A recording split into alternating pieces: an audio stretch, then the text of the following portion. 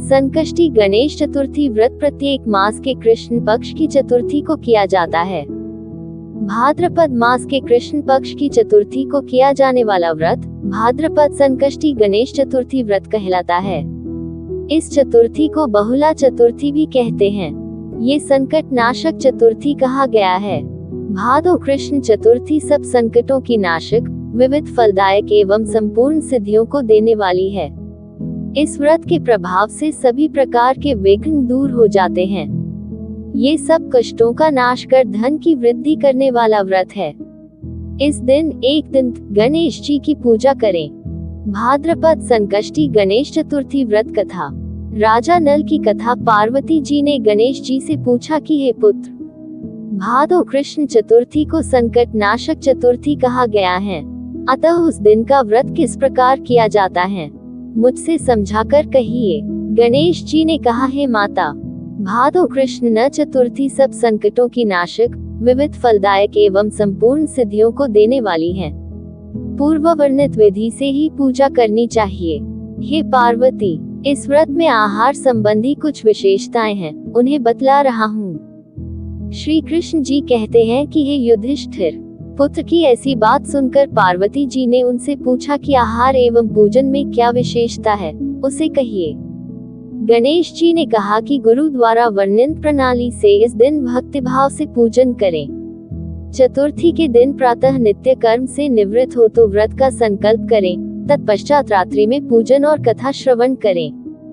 पूर्व काल में नल नामक एक पुण्यात्मा और यशस्वी राजा हुए। उनकी रूपशालिनी रानी दमयंती नाम से प्रसिद्ध थी। एक बार उन्हें शापग्रस्त होकर राजच्युत होना पड़ा और रानी के वियोग में कष्ट सहना पड़ा। तब उनकी रानी दमयंती ने इस सर्वोत्तम व्रत को किया। पार्वती जी ने पूछा कि हे पुत्र, दमयंती ने किस विधि से इस व्रत को किया और किस प्रकार व्रत के प्रभाव से 3 महीने के अंदर ही उन्हें अपने पति से मिलाने का संयोग प्राप्त हुआ, इन सब बातों को आप बतलाए। श्री कृष्ण जी ने कहा कि हे युधिष्ठिर, पार्वती जी के ऐसा पूछने पर बुद्धि के भंडार गणेश जी ने जैसा उत्तर दिया उसे मैं कह रहा हूँ, आप सुनिए। श्री गणेश जी कहते हैं कि हे माता, राजा नल को बड़ी बड़ी आपदाओं का सामना करना पड़ा। हाथी खाने से हाथी और घुड़साल से घोड़ों का अपहरण हो गया। डाकुओं ने राजकोष लूट लिया और अग्नि की ज्वालाओं में घिरकर उनका माल भस्मात हो गया। राज्य को नष्ट करने वाले मंत्री लोगों ने भी उनका साथ छोड़ दिया। राजा जुए में सर्वस्व गंवा बैठे। उनकी राजधानी भी उनके हाथ से निकल गई। सभी ओर से निराश और असहाय होकर राजा नल वन में चले गए। वन में रहते समय उन्हें दमयंती के साथ अनेक कष्ट झेलने पड़े। इतना ही नहीं, उनकी रानी से भी वियोग हो गया। तत्पश्चात राजा किसी नगर में काम करने लगा, रानी किसी दूसरे नगर में रहने लगी तथा राजकुमार भी अन्यत्र नौकरी करने लगा।